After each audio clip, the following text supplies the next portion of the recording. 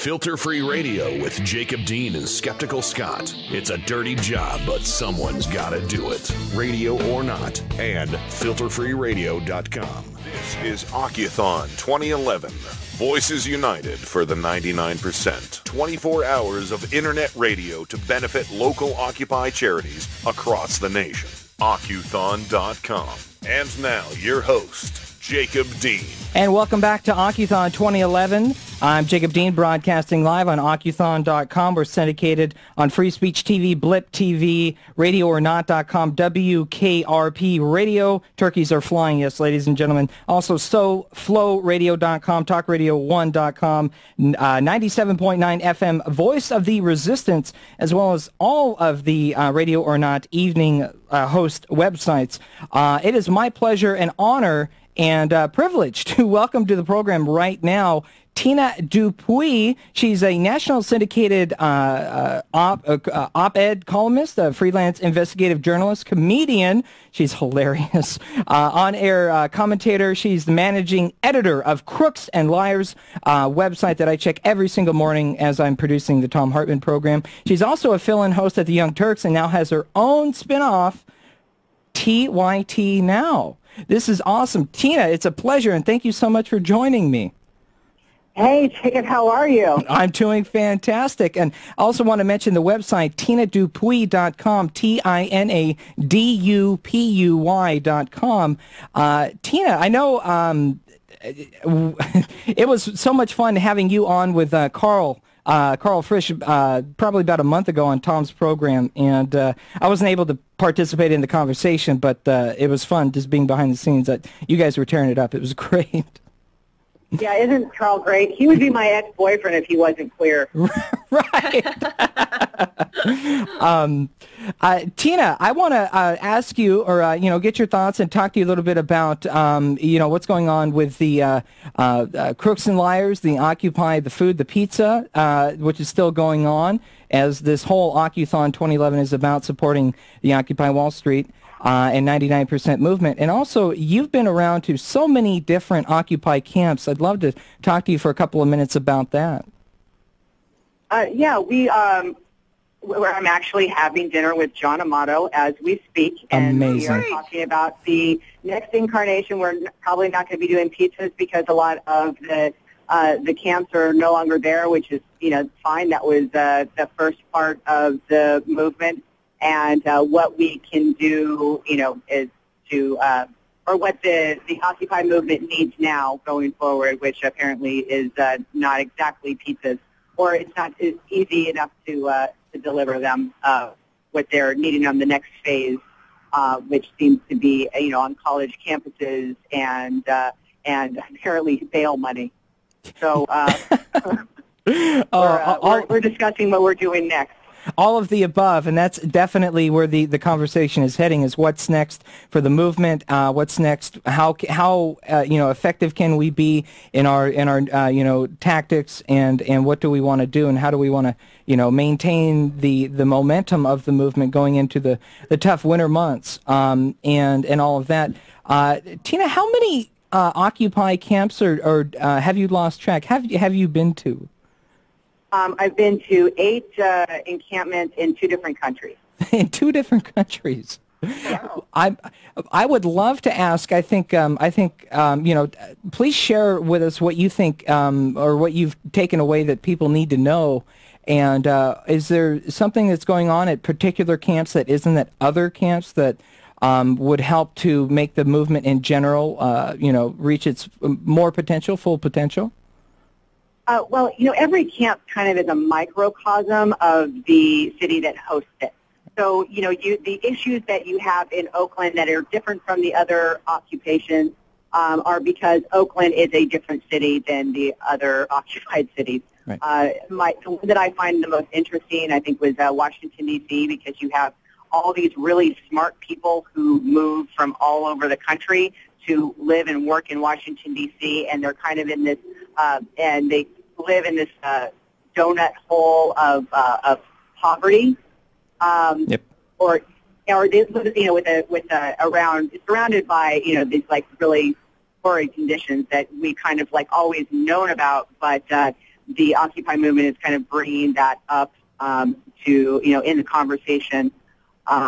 They definitely have a through line, which is economic justice and how corporations have taken over our democracy and hijacked our democracy. They have that through line, but they definitely have their own unique local issues that they're able to kind of discuss and find ways to remedy. So it's really fascinating to go to the different ones and see how each of these, what they have in common, but also like the local issues that they're able to tackle, because they do have, to use your word, momentum. Right. They do have a platform now because because with the arrests and the other things that happen, the local news that have been covering what's going on with Dancing with the Stars instead of anything of substance actually has to interview these people who are sleeping out in tents and show their signs on the local news. And so we're actually they are able to facilitate a conversation about economic justice and about how there are so few people with so much, and then there's the rest of us.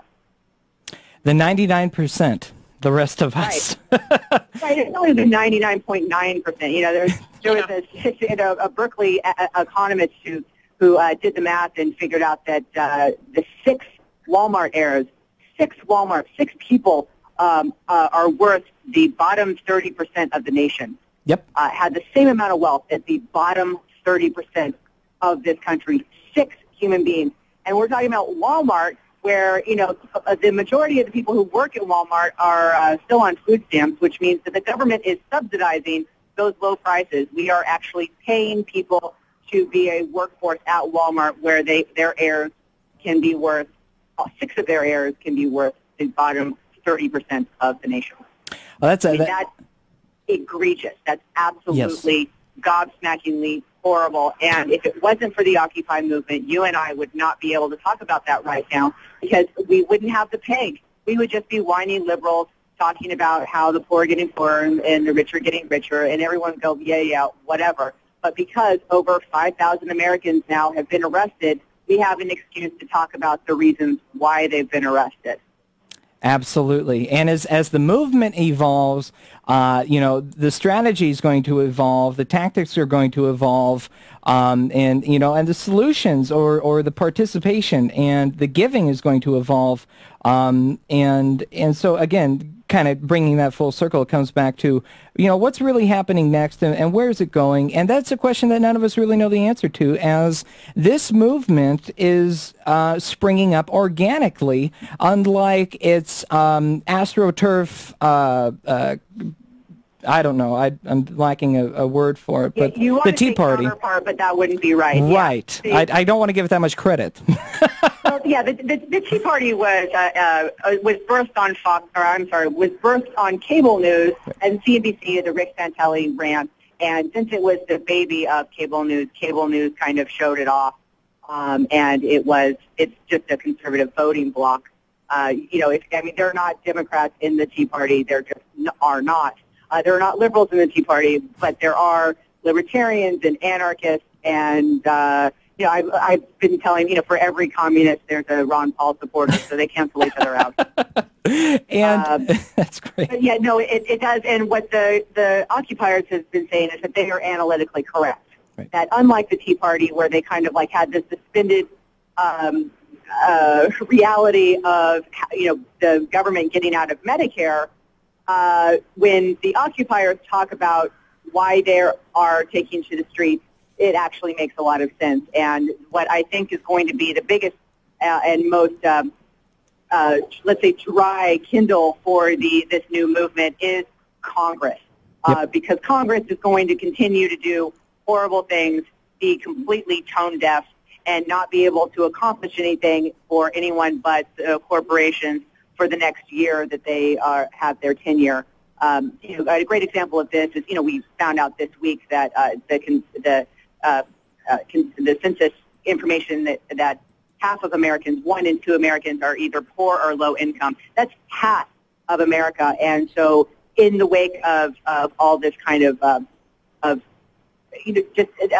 empirical evidence that Americans are suffering in historic ways and historic proportions, we have a Congress who passed a non-binding resolution that our motto is "In God We Trust."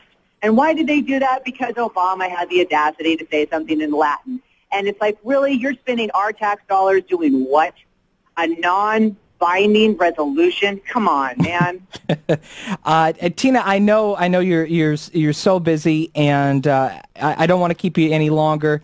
I want to mention the website again. That's TinaDupuy.com, TinaDupuy.com. She's the managing editor for Crooks and Liars. Please give my best to John, and thank you so much for coming on, Tina. Thank you so much. I love that you guys are doing this. Have a great night, guys. Okay. Thank you. Yeah, and keep up the great work at Crooks and Liars. I read it every single morning before I produce Tom Hartman, so I promise you. You flatter us. Thank you so much. Have a good night, Tina, and thanks again for coming on. Okay, bye-bye. Ladies and gentlemen, Tina Dupuy of Crooks and Liars. Looking for filters? Check your coffee maker. This is Filter Free Radio with Jacob Dean and Skeptical Scott. FilterFreeRadio.com. Get ready to suck down some grounds. When I talk about resistance, I think we have to stand up now and carry out acts of nonviolent resistance. Because the truth is, we do have power. We live in revolutionary times, but the counter-revolution is winning. Sounds like a case of the Mondays. Live every Monday, 7 to 9 p.m. Eastern. Filter Free Radio. This is my favorite show. We have been given an opportunity to make a new beginning. I think it's very important for us to start to build a culture of resistance because what we're doing isn't working, clearly. It's our job to very coldly assess reality and then figure out how to respond. Your number one source for unfiltered truth, analysis, and solutions. FilterFreeRadio.com.